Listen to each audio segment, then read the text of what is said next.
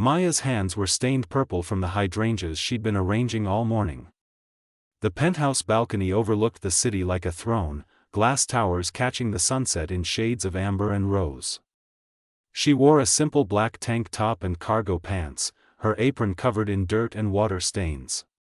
This was the fifth event this week. Rich people and their obsession with fresh flowers that would be dead by midnight. She was wiring the last arrangement when she heard footsteps behind her. "You missed a spot." Maya turned.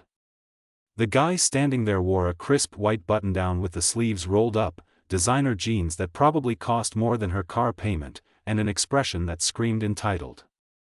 His dark hair was styled back, and he had this annoyingly perfect jawline that made her want to roll her eyes. "Excuse me?" He pointed to the corner table. "That arrangement. It's leaning left." She stared at him. "Who are you?" "Kian Ashford. I live here." Of course he did. Maya walked over to the table, adjusted the vase exactly 1 millimeter, and turned back to him. "Better?" "Much." He didn't smile, but something flickered in his eyes. "Amusement, maybe. You're new." "I'm temporary. Your regular florist is out sick." "Good. She always uses too many roses." Maya packed her tools into her canvas bag, the city sprawling beneath them like a circuit board of lights just starting to glow. The penthouse behind them was all marble and floor-to-ceiling windows, the kind of place that felt more like a museum than a home. "You do this for every party?" she asked, not sure why she was making conversation. "I don't throw the parties. My mom does." His voice went flat. "I just live here." There was something in the way he said it that made her look at him again. Really look. Beneath the expensive clothes and the perfect hair, there was exhaustion in his eyes. The kind that came from smiling when you wanted to scream. "Must be tough," she said, shouldering her bag. "All this luxury. You have no idea." She should have left then. Instead, she heard herself say, "Try me." Kian walked to the edge of the balcony, hands in his pockets. The wind caught his shirt, and for a second, he looked less like a rich kid and more like someone standing on the edge of something dangerous. "When was the last time someone asked you what you actually wanted?" he said quietly. The question hit different. Maya set down her bag. "Honestly? I can't remember."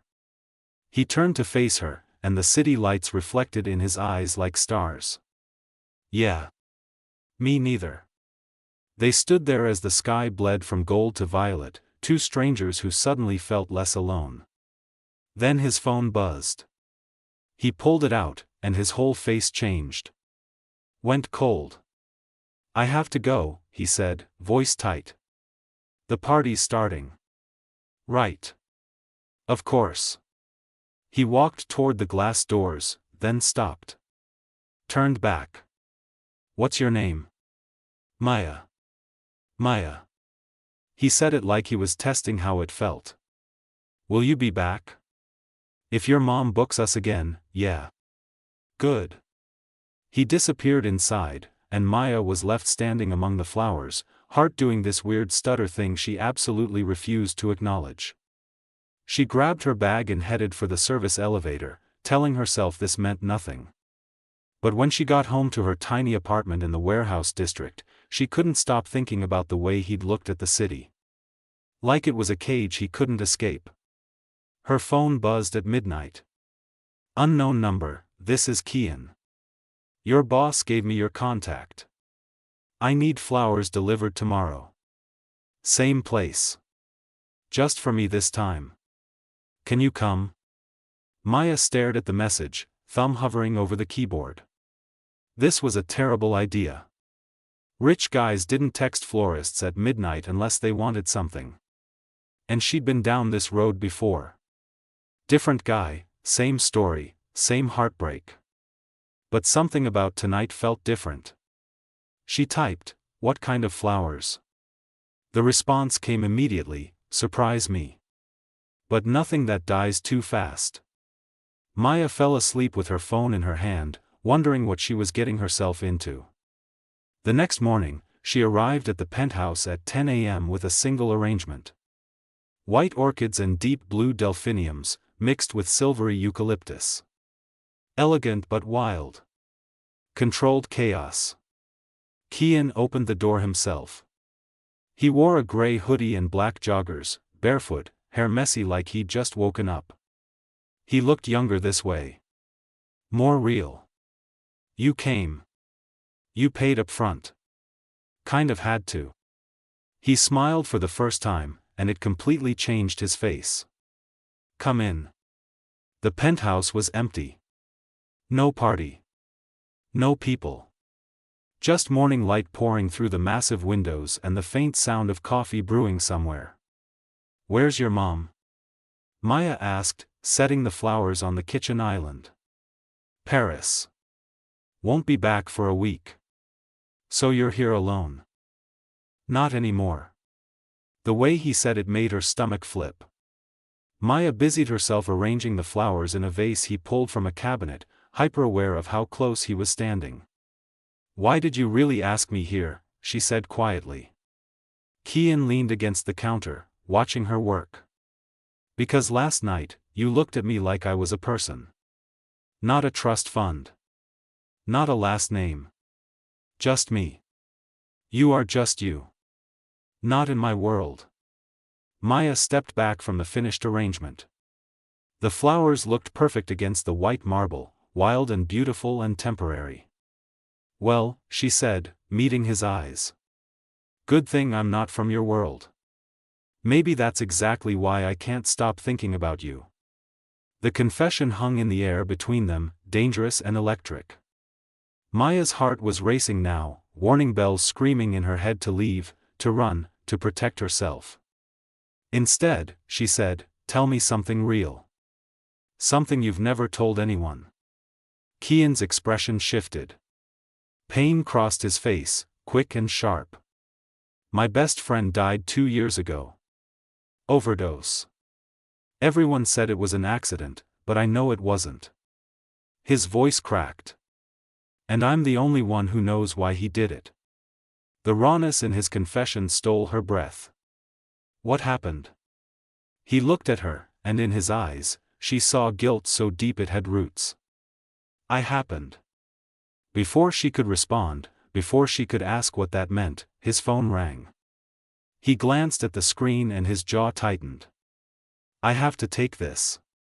He walked out onto the balcony, and Maya stood frozen in the empty penthouse, her heart screaming that she should leave. That whatever this was, it was going to hurt. But through the glass, she could see Kian on the phone, his free hand gripping the balcony rail so hard his knuckles went white. He looked destroyed. And Maya, who'd spent her whole life protecting her heart, made a choice. She stayed. 3 weeks. That's how long it took for Maya to realize she was in way over her head.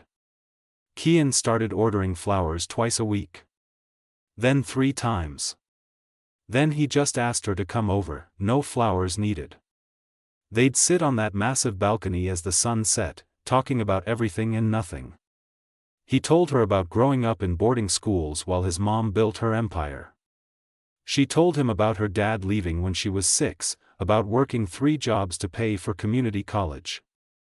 Tonight, she wore her usual ripped jeans and an oversized vintage band tee, hair in a messy bun. Kian was in his element, black turtleneck, tailored pants, looking like he'd stepped out of a magazine spread. But his eyes were bloodshot, and there was a bottle of whiskey on the table between them. You're drinking a lot lately, Maya said, watching him pour another glass. Observant. I'm serious, Kian. He set down the bottle and looked at her. The city lights painted shadows across his face, and she could see the exhaustion there. The weight of whatever he was carrying. You want to know why Luca died? Maya's breath caught. Luca. His best friend.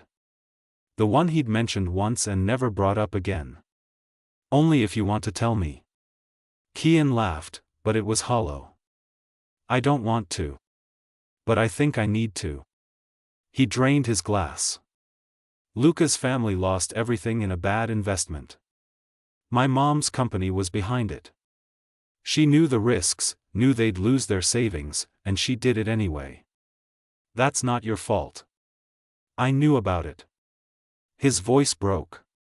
3 days before it happened, I overheard her on the phone. I could have warned them.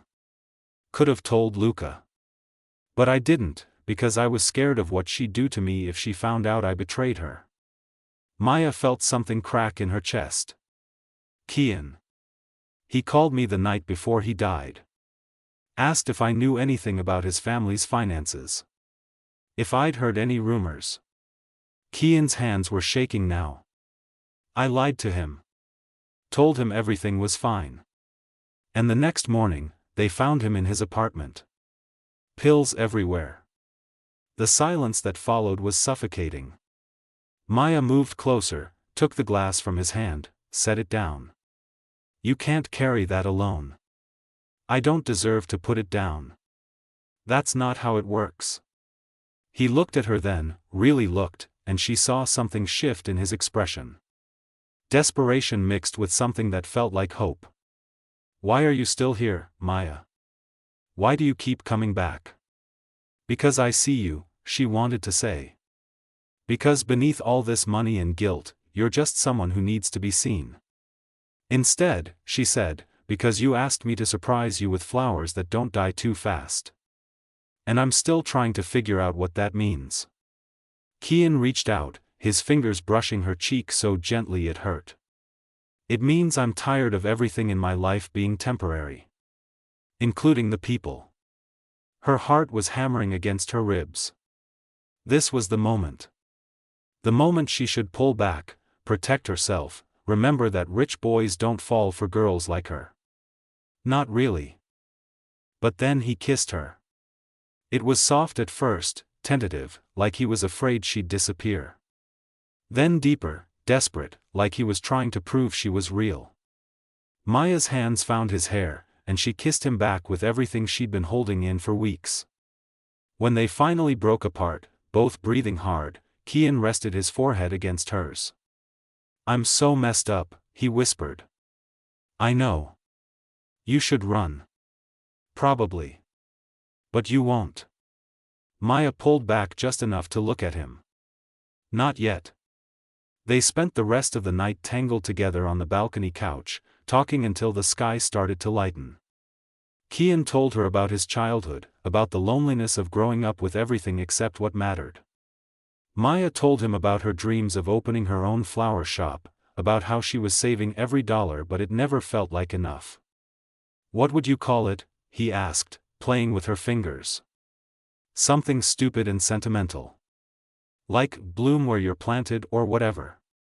That's not stupid. It's very stupid. I'd invest in it. Maya sat up. Don't. Why not? Because I don't want your money, Kian. I want to build something myself. He looked at her like she'd just spoken a foreign language. No one's ever said that to me before. Then you've been around the wrong people. As dawn broke over the city, painting everything in shades of pink and gold, Maya knew she was falling for him. Actually falling. And it terrified her. Kian walked her to the elevator, their fingers intertwined. Before the doors closed, he pulled her back for one more kiss. Same time tomorrow? He asked. I have to work tomorrow. Then the day after. Kian. Please. She nodded, and the elevator doors closed between them. Maya leaned against the wall, touching her lips, trying to process what just happened. Her phone buzzed as she reached the lobby. Kian, I meant what I said. You make me want to be better. She was typing a response when another message came through. But this one wasn't from Kian. Unknown, stay away from Kian Ashford. This is your only warning. Maya's blood ran cold. She stared at the message, then back at the elevator doors. What had she just walked into?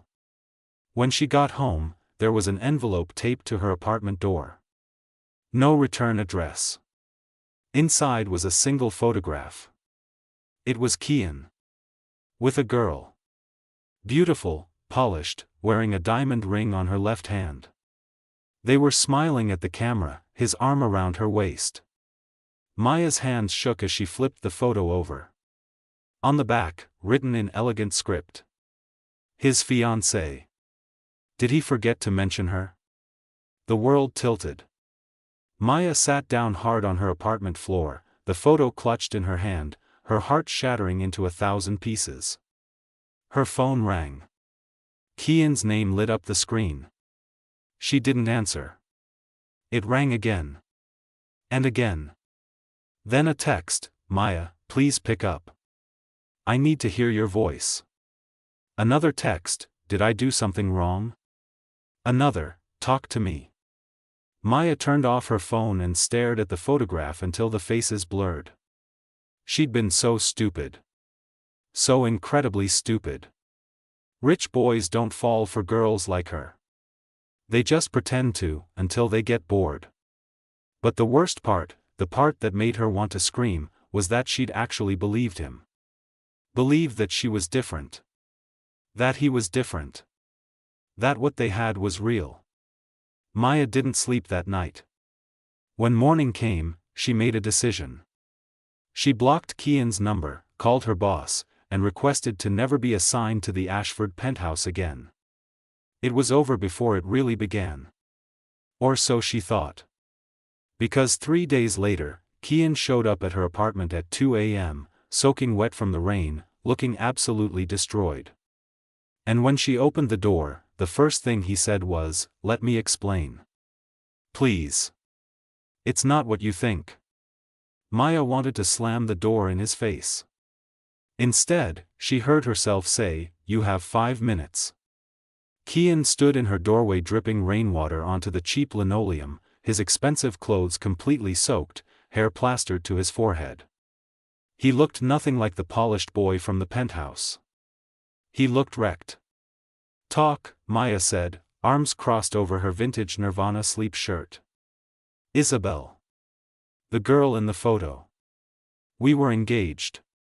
"Were?" "I broke it off 6 months ago."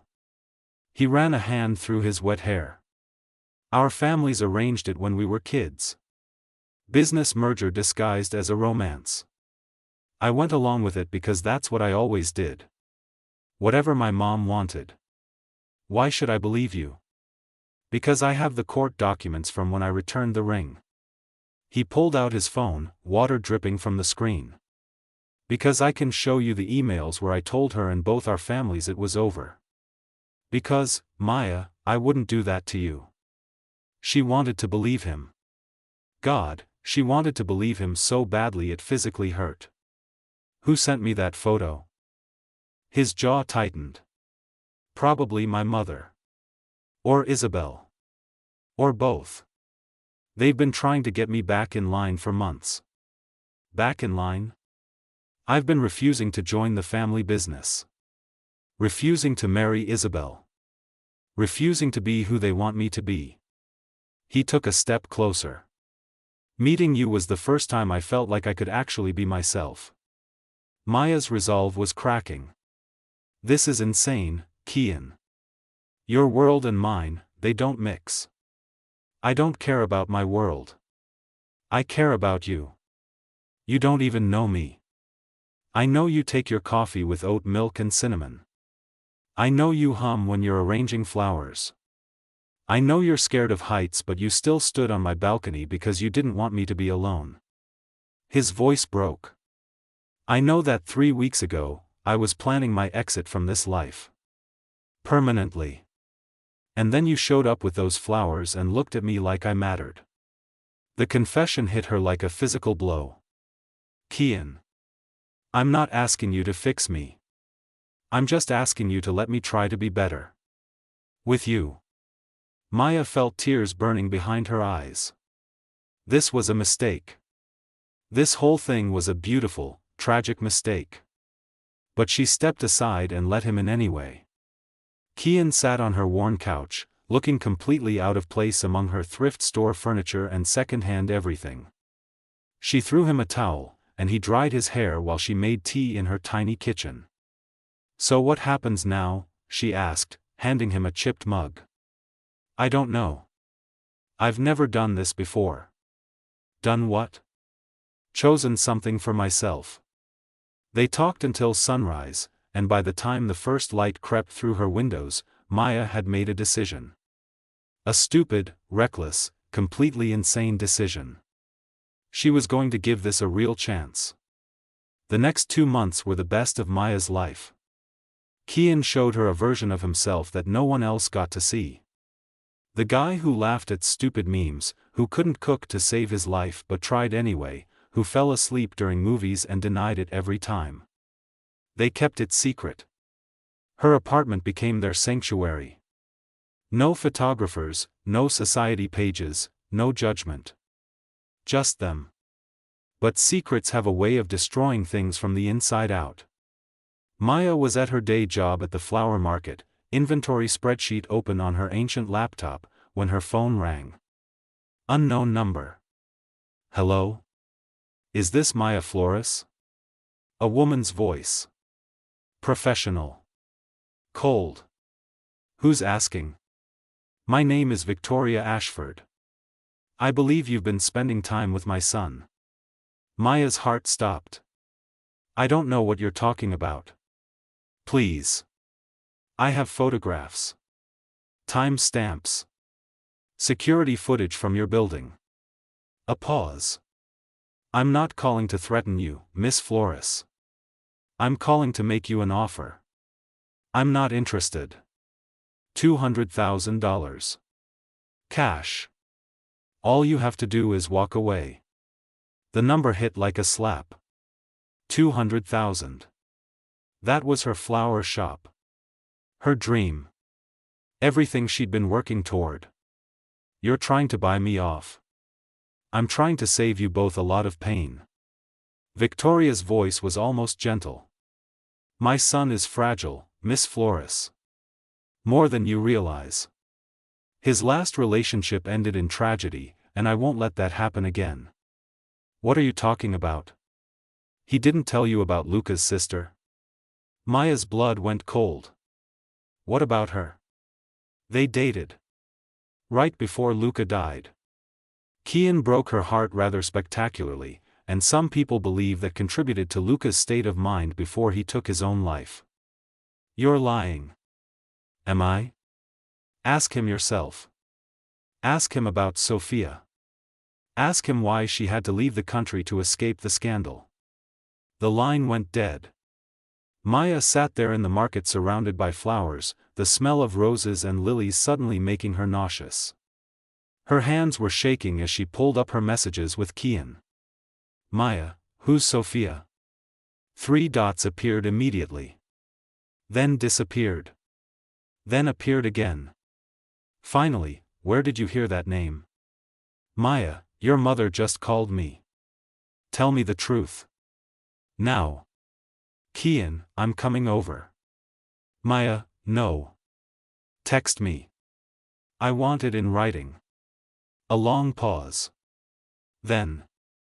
"Kian, Sophia was Luca's sister.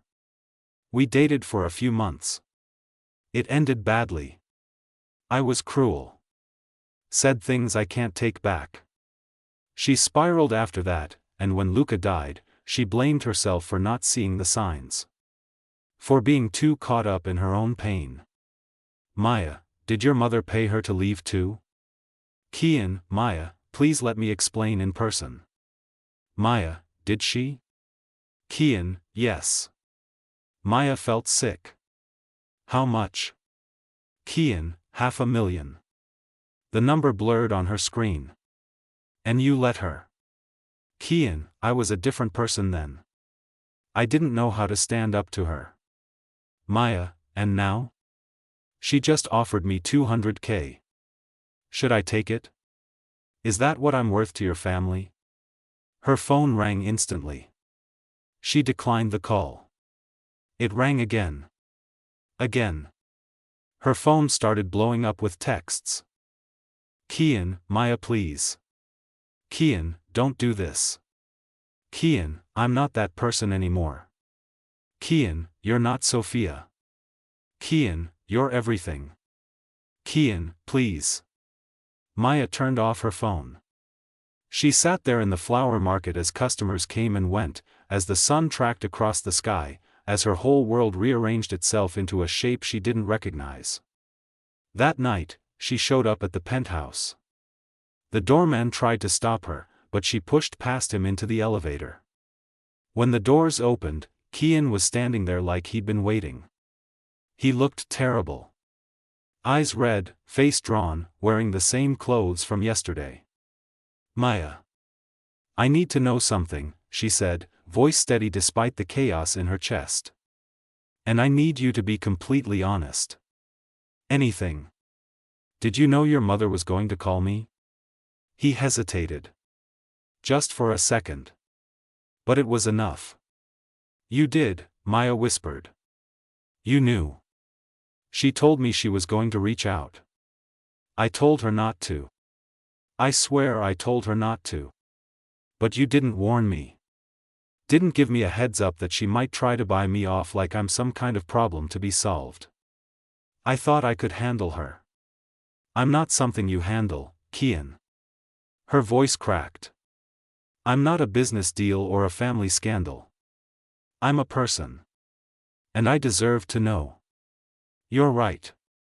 God, you're so right. He took a step toward her. Maya, I messed up.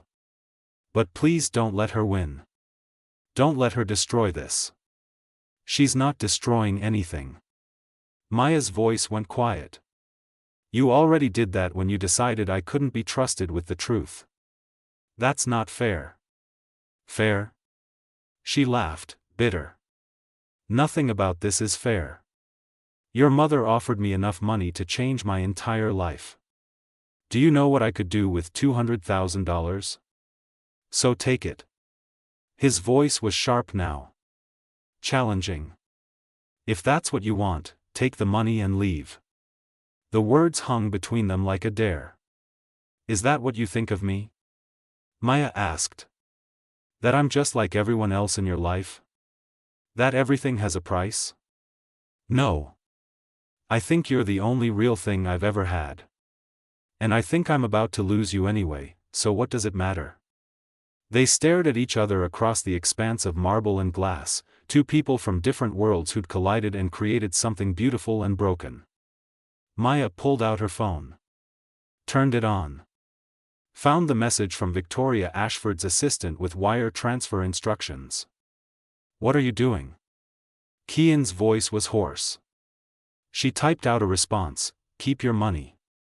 But stay away from both of us. She hit send and looked up at Kian. I'm not leaving because of your money. I'm leaving because you don't trust me enough to be a partner in this. You want to save me, protect me, keep me separate from your real life. But that's not love, Kian. That's just another kind of control. Maya, please. I'm done being someone's secret. She turned toward the elevator. When you're ready to actually let someone in, really in, call me. But until then, we're done. The elevator doors opened. She stepped inside. I love you, Kian said, voice breaking. I know I haven't said it, but I love you. Maya's hand hovered over the button. Those 3 words she'd wanted to hear since the beginning. And now they just felt like another way to trap her. That's not enough, she whispered. The doors closed on his face. Maya made it to the lobby before she started crying. Made it to the street before she couldn't breathe. Made it home before she completely fell apart. She'd done the right thing. She knew she had. So why did it feel like she'd just made the biggest mistake of her life? 2 weeks passed. Maya threw herself into work, picked up extra shifts, avoided anything that reminded her of Kian. Her phone stayed silent. He respected her boundaries, at least. She should have felt relieved. Instead, she felt hollow. Then one night, her best friend Zara showed up at her apartment with wine and serious news. "You need to see this," Zara said, shoving her phone in Maya's face. It was a news article.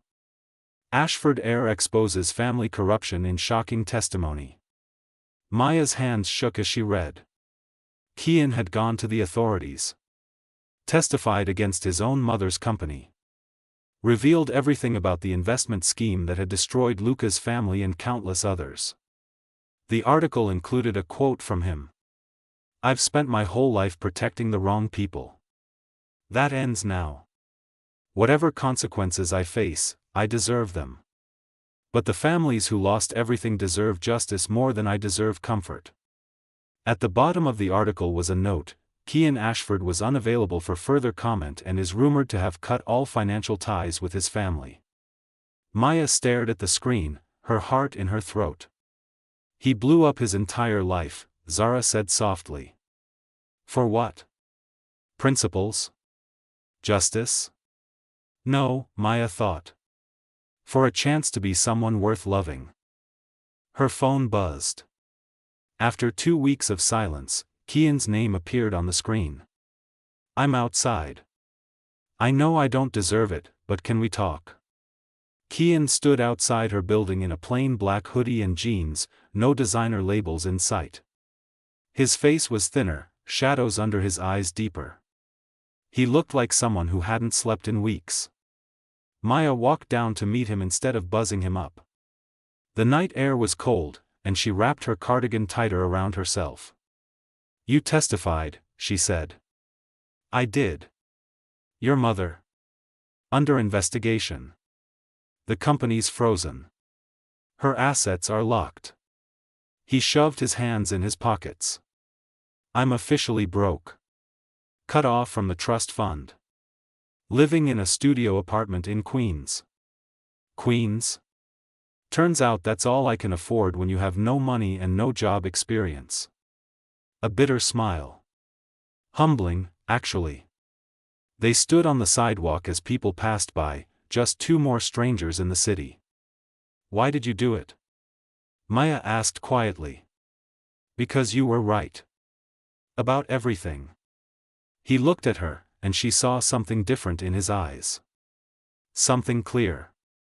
"I couldn't be the person you deserved while I was still protecting the people who made me into someone I hated. So I stopped protecting them. That's a big sacrifice for someone you've only known a few months." "It wasn't for you." His voice was steady. "It was for me. You just helped me see that I could be better than the coward I'd been my whole life." Maya felt something crack in her chest. "Kian. I'm not here to ask you to take me back. I know I broke your trust, and that's not something you fix with a grand gesture." He pulled out a folded piece of paper from his pocket.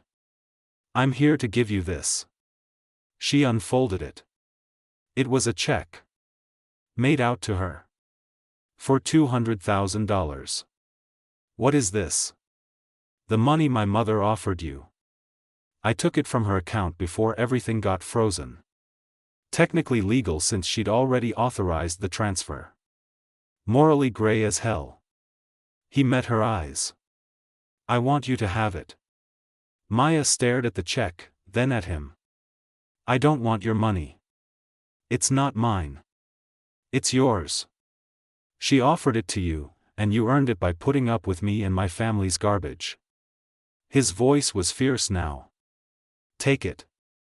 Open your flower shop. Build the life you deserve. With or without me in it. This is insane. Probably. But I'm done making sense.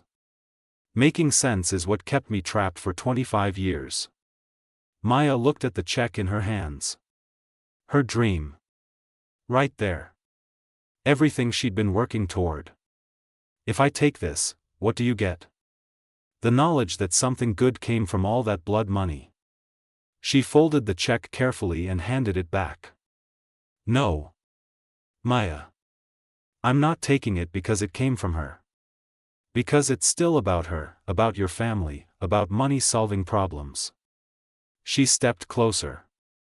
"If I build something, I want to build it myself. With my own hands. Even if it takes longer.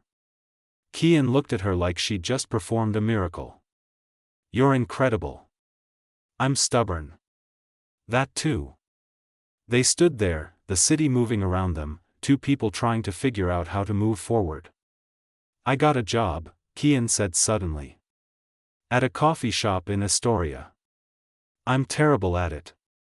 Burned the espresso 3 times today. But it's honest work, and it's mine. How's Queens treating you? My apartment's the size of a closet, my neighbors are loud, and I've never been happier. He smiled, and it reached his eyes this time. Turns out I like actually earning things. Maya felt herself softening despite everything. Can I see it? Your apartment? His eyes widened.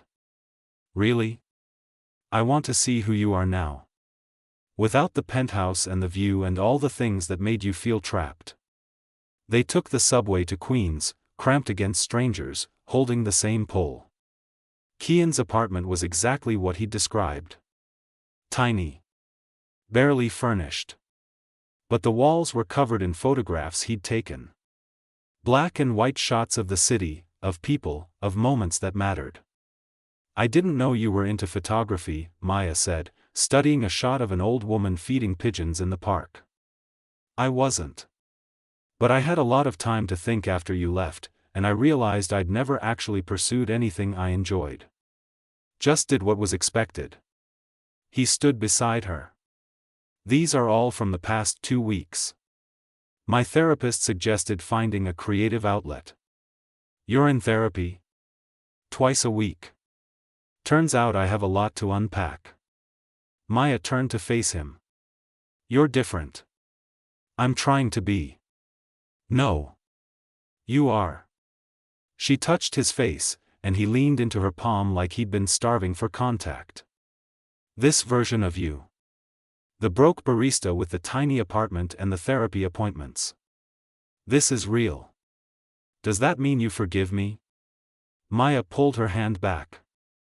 I'm getting there. But trust takes time to rebuild. I have time. All the time in the world now. They ordered takeout and sat on his floor because he only had one chair. Talked until midnight about everything and nothing. About Maya's plan to save for her shop the slow way, about Kian's terrible latte art, about the future they were both too scared to promise but too hopeful to ignore. When Maya finally left, Kian walked her to the subway. At the top of the stairs, he caught her hand. Can I see you again? Yeah. I think you can. He kissed her forehead, gentle and reverent, and she felt something shift. Not fixed, not perfect, but possible. The next month was careful. Deliberate. They rebuilt from the ground up. Coffee dates where they split the bill. Long walks through the city. Conversations that didn't hide behind charm or deflection. Maya started to believe again. Then Sophia came back. She showed up at Maya's work one afternoon. Beautiful, polished, everything Maya wasn't. Designer coat, perfect makeup, the kind of confidence that came from old money. You must be Maya, she said. I'm Sophia. I think we should talk. They went to a cafe down the street. Sophia ordered Earl Grey tea and got straight to business. I'm not here to cause problems. I'm here to warn you. About? Kian. His patterns. She stirred her tea slowly. Do you know what happened between us? He said he was cruel. That he broke your heart. He told me he loved me. Made me believe we had a future. Sophia's voice was calm, but pain flickered beneath it. Then his mother showed him the numbers. How much my association with him was costing the family in reputation after Luca died. And he chose them. Walked away like I was nothing. That was before. Was it? Sophia leaned forward. Or is this just the next version of the same pattern? He plays the rebel, cuts ties, makes you feel special. Then when things get hard, when the reality of being with someone outside his world gets complicated, he'll choose the easy way out. He testified against his family. And what did that cost him, really? A trust fund he can always get back. A mother who'll forgive him eventually because that's what families like ours do. She pulled out her phone, showed Maya a photograph. This was taken 3 days ago. It was Kian. In an expensive restaurant. Sitting across from his mother. Maya's heart stopped. He said he cut ties. He said a lot of things to me too. Sophia left cash on the table and stood. I'm not trying to hurt you. I'm trying to save you from what I went through. But if you don't believe me, ask him yourself. Ask him about the lunch. About what they discussed. About whether he's really as free as he claims. She left, and Maya sat there with the photograph burning into her retinas. That night, she showed up at Kian's apartment unannounced. He answered the door in sweatpants and an old t-shirt, surprise lighting his face. Maya, hey, I wasn't expecting you until tomorrow. Were you having lunch with your mother 3 days ago? His expression shuddered. How did you know about that? So it's true. She asked to meet. I said no at first, but she kept pushing. Said she wanted to apologize. He ran a hand through his hair. It was a public place. I thought it would be safe. And she offered to reinstate my trust fund if I walked away from the testimony. Said the investigators would drop the case if I recanted. Maya's world tilted. What did you say? I said no. Obviously. He reached for her, but she stepped back. Maya, I said no. But you considered it. For about 5 seconds, yeah. Because she dangled my old life in front of me, and for a moment I wondered if I'd made a huge mistake. His voice cracked. But then I thought about you. About the person I'm trying to become. And I told her that no amount of money was worth going back to being who I was. Why didn't you tell me about the meeting? Because I knew how it would look. I knew you'd question everything, just like you're doing now. So you lied by omission. Again. I was going to tell you. I was just waiting for the right time. There's never a right time for the truth, Kian. It's just the truth. Maya felt tears burning. Sophia said you'd do this. Said you'd choose the easy way out when things got hard. I'm not choosing the easy way. I chose you. I chose this life. Did you? Or did you just choose the version of rebellion that still gives you an out? Keep me separate, keep your mother at arm's length but not completely gone, play both sides until you figure out which one you really want. That's not what's happening. Then what is happening? Because from where I'm standing, you're still keeping secrets. Still making decisions about us without including me. Still treating me like I'm too fragile to handle your real life. Kian's face crumpled. I'm trying. I'm really trying. I know you are. But trying isn't the same as doing. Maya's voice went soft. And I can't be with someone who's still trying to figure out if they want to be with me. I want to be with you.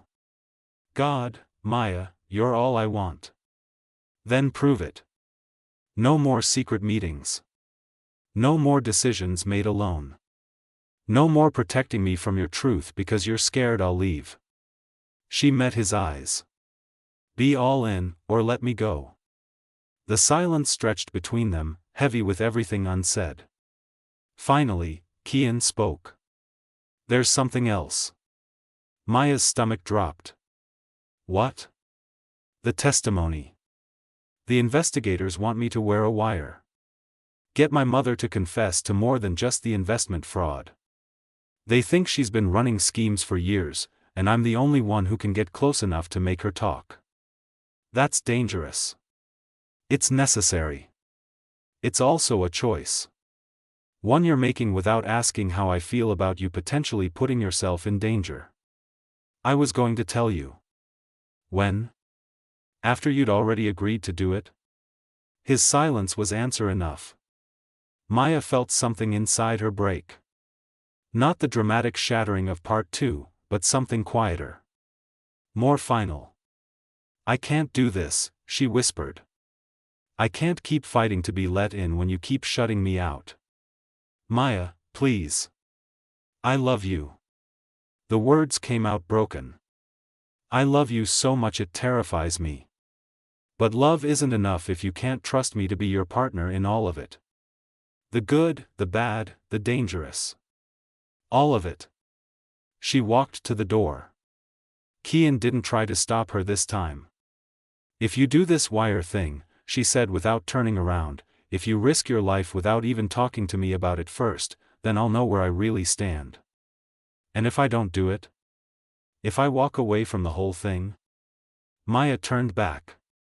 Then you'll spend the rest of your life wondering if you chose me over your chance to make things right. And eventually, you'll resent me for it. So there's no winning. There's no easy answer. That's what being in a real relationship means. You have to make impossible choices and hope the person you're with will understand. She opened the door. Call me when you've decided what you're willing to risk. And what you're not. Maya left before he could respond. Before she could change her mind. Before she could take back the ultimatum that might destroy them for good. Outside, the city felt colder than before. She pulled out her phone and stared at Kian's contact information. Her finger hovered over the delete button. Then a text came through. Kian, I'm meeting with the investigators tomorrow at noon. To tell them I'll wear the wire. Not because I'm choosing it over you.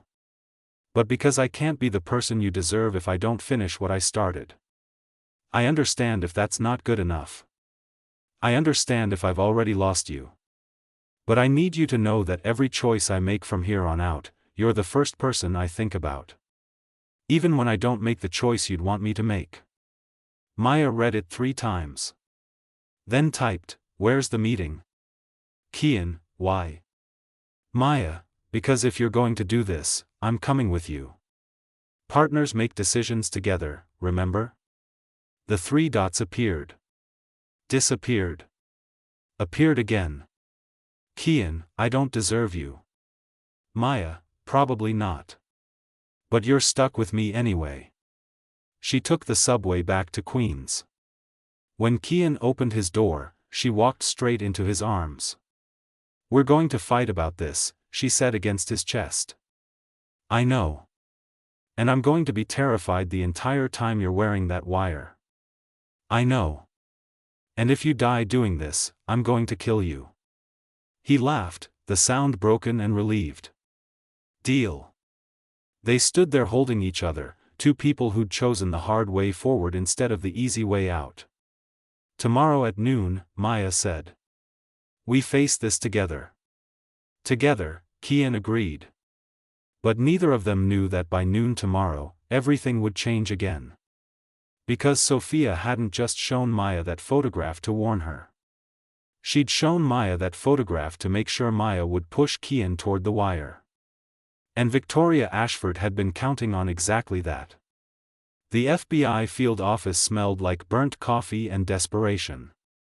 Maya sat in a plastic chair while Kian signed papers in the next room, her leg bouncing with nervous energy. Through the glass window, she could see him talking with 2 agents, his face serious. This was really happening. Her phone buzzed. Unknown number. Again. She almost didn't answer. Then something made her pick up. Miss Florist. Victoria Ashford's voice was silk over steel. I was hoping we'd have a chance to talk before my son makes a terrible mistake. How did you know I'm here? I know everything about my son. Including the fact that you convinced him to wear a wire against me. A pause. Impressive, really. It took Sophia weeks to plant that seed, but you ran with it in days. Maya's blood turned to ice. What are you talking about? Did you really think Sophia showed up at your work by coincidence? That photograph was bait, darling. And you bid beautifully. You sent her.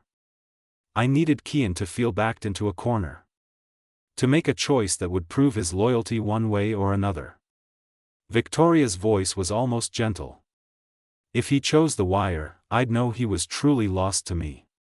If he chose you over the investigation, well, that would show weakness I could exploit. You're using your own son. I'm protecting him from making a choice he'll regret. Do you have any idea what will happen if he testifies against me with recorded evidence? The people I've wronged aren't just white-collar criminals. Some of them are dangerous. Very dangerous. Maya gripped the phone tighter. You're threatening him. I'm warning you. If Kian goes through with this, he won't just lose his family. He'll spend the rest of his life looking over his shoulder. And anyone close to him will be looking over theirs too. The implication hung heavy. Is your flower shop dream worth that? This isn't about me. Everything is about you now. You're the reason he's willing to throw away his safety, his future, everything. So I'm giving you one chance to save him from himself. Victoria's voice hardened. Walk away. Today. Tell him you can't do this anymore. He'll call off the wire to win you back. I guarantee it. And if I don't? Then what happens next is on you. The line went dead. Maya sat there, Victoria's words echoing in her head. Through the glass, Kian was laughing at something one of the agents said. He looked lighter than she'd seen him in weeks. Like he'd finally found purpose. She thought about the photograph of Luca that Kian kept in his wallet. About all the families Victoria had destroyed. About justice. Then she thought about Kian's body in a ditch somewhere. About spending the rest of her life wondering if loving him had killed him. The door opened. Kian walked out, a small device in his hand. That's it? Maya asked, looking at the wire. That's it. I meet her for dinner tonight at Oriole. She thinks I'm coming to negotiate my return to the family. He sat down next to her, took her hand. You okay? You look pale. Your mom just called me. His expression darkened. What did she say? That I'm putting your life in danger by supporting this. That the people you're testifying against won't just let it go. She's trying to scare you. Is it working? Maya met his eyes. Because I'm terrified, Kian. What if she's right? What if something happens to you because I pushed you toward this? You didn't push me. You stood beside me while I made my own choice. He cupped her face. Hey. Look at me. I'm doing this for Luca. For all the families my mother destroyed. For the person I want to be when I look in the mirror. But what if it costs you everything? It already has. And I've never felt freer. Maya wanted to believe him. Wanted to be brave enough to let him risk everything. But Victoria's words kept playing in her head like a warning siren. I need air, she said, standing abruptly. Outside the building, the city stretched in every direction. Maya pulled out her phone, stared at Victoria's last message. She could end this. Right now. Walk away, and Kian would choose her over justice. They could build a quiet life somewhere far from all of this. But she'd spend forever knowing she'd helped a guilty woman go free. Her phone rang. Zara. Hey, Maya answered. Where are you? You sound weird. FBI office. Long story. Jesus. Okay, coming to you. Send me the address. 20 minutes later, Zara pulled up in her beat-up Honda. Maya got in, and they drove aimlessly through the city while Maya explained everything. So let me get this straight, Zara said finally. Rich Boy's evil mom is threatening you to make him back out of testifying against her. And you're actually considering it? She said people might come after him. After us. And you believe her? I don't know what to believe anymore. Zara pulled over, turned to face her. Maya. Listen to me. You've spent your whole life playing it safe. Working 3 jobs, saving every penny, never taking risks. And then this guy shows up and suddenly you're willing to risk your heart. Your peace. Your whole world. She grabbed Maya's hand. Don't back down now because you're scared. Back down if it's wrong. But not because it's dangerous. What if he dies? What if he lives? What if you both do, and you build something real out of all this chaos? Zara's voice softened. What if this is the part where you choose to be brave? Maya thought about Kian's face when he talked about making things right. About the photographs on his wall. About the man he was becoming versus the boy he'd been. I'm going to that dinner, she said suddenly. What? Victoria invited me to watch everything burn. So I'm going to watch it not burn. Maya pulled out her phone. I'm going to be there when Kian faces her. Not hiding. Not running. Standing with him. That's insane. The FBI will never allow it. Then I'll stand outside the restaurant. I don't care. He needs to know I'm there. Zara grinned. There's my girl. That evening, Maya wore the only nice dress she owned. A simple black slip dress she'd thrifted years ago. She did her makeup carefully, hands shaking. Kian texted, "You don't have to come." Maya, I know. I'm coming anyway. She met him outside Oriole. He wore a suit borrowed from one of the agents, the wire hidden under his shirt. He looked beautiful and terrified. You're sure about this? He asked. Are you? No. But I'm doing it anyway. Then we're doing it together. The agents had set Maya up at the bar where she could see Kian's table, but Victoria wouldn't notice her. She ordered a drink she didn't touch and watched as Kian sat down across from his mother. Victoria Ashford in person was stunning. Perfectly styled silver hair, expensive jewelry, the kind of presence that commanded rooms. She smiled at her son like they were having a pleasant family dinner. Maya couldn't hear the conversation, but she could read body language. Victoria was calm. Persuasive.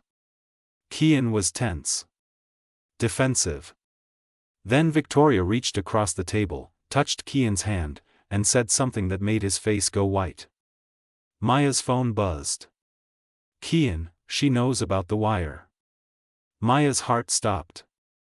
Victoria was still smiling, but now it looked like a predator baring teeth. She said something else, and Kian slumped in his chair. An agent's voice crackled through Maya's earpiece. They'd given her one so she could listen. We're moving in. This is compromised. Wait, Maya whispered. Give him a chance. But Kian was standing up. Walking away from the table. The wire had failed. Victoria caught Maya's eye across the restaurant. She raised her wine glass in a mock toast. Maya stood, ready to go to Kian, but he wasn't heading for the exit. He was walking toward the center of the restaurant. Where everyone could see him. My name is Kian Ashford, he said, voice carrying across the dining room. And I need everyone here to witness what I'm about to say. The restaurant went quiet. That woman at table 12 is my mother. Victoria Ashford. And she's been running investment fraud schemes for over a decade. His voice was shaking but clear. She's destroyed families. Driven people to bankruptcy. To suicide. And I have proof. Victoria stood, face twisted in rage. Kian, sit down. I'm wearing a wire, and this conversation is being recorded. I was supposed to get you to confess. But you already knew that. He pulled out his phone instead. So here's what I'm doing instead. He opened his photos. Started reading aloud. Names. Dates. Transaction records. Everything he'd gathered over months of investigation. You can't do this, Victoria hissed. I already am. He looked at Maya then, across the restaurant. Because someone taught me that doing the right thing matters more than doing the easy thing. Agents flooded into the restaurant. Victoria tried to run, but they caught her at the door. The last thing Maya saw was Victoria's face as they put her in handcuffs. No longer perfect. Just broken. Kian walked through the chaos straight to Maya. That was the dumbest thing I've ever seen, she said. Probably. You could have been killed. But I wasn't. You ruined the wire. I got better evidence. He pulled her close. And I did it without lying. Without hiding. With everyone watching. Maya kissed him then, in the middle of a restaurant full of FBI agents and shocked diners and the ruins of his old life.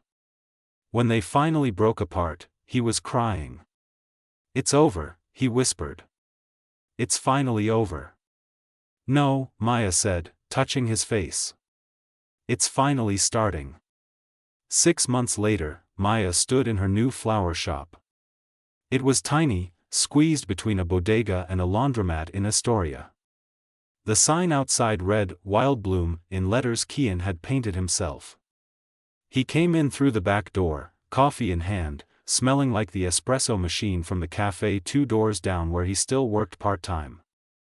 Delivery for you, he said, setting down a box. Inside were orchids. White ones. Like the first arrangement she'd ever made for him. You remembered. I remember everything. He kissed her temple. How's the first day going? Slow. But good. She looked around at the space they'd built together. Scraped floors, painted walls, arranged every shelf. I still can't believe it's real. Believe it. Victoria was in prison.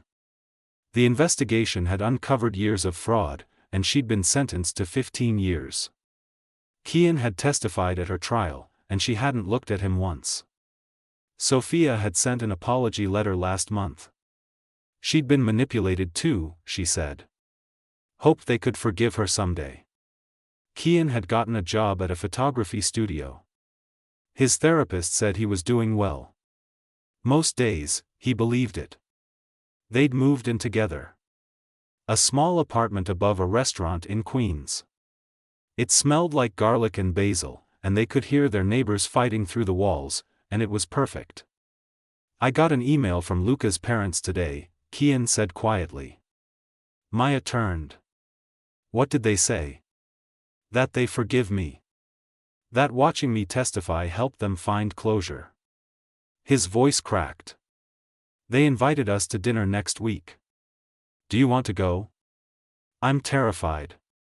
Then we'll be terrified together. A customer walked in. An older woman looking for flowers for her wife's birthday. Maya helped her choose the perfect arrangement while Kian took photographs of the afternoon light streaming through the windows. This was their life now. Small. Ordinary. Real. That night, they sat on their fire escape watching the city lights. Do you ever regret it?